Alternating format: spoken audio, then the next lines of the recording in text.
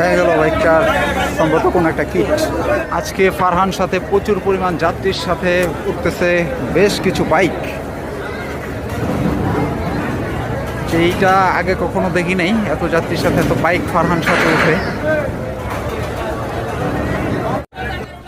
বাইকগুলোকে কিছুটা ঝুঁকি নিয়ে ওঠানো লাগতেছে। এখানে ফারহান সাথের আসলে কিছুই করার নাই। ফারহান সাথ এখানে একদমই নির্দোষ, কারণ ফারহান সাথ কিন্তু ঘাটে স্পেস না পেয়ে এই কর্নারে ঘাট দিছে। তারপরও বাইক উঠাতে যাতে সহজ হয় সেটার জন্য আপ্রাণ চেষ্টা করে লঞ্চটাকে একটু আকপিচ করে নিয়ে এইখানে আনা হয়েছে।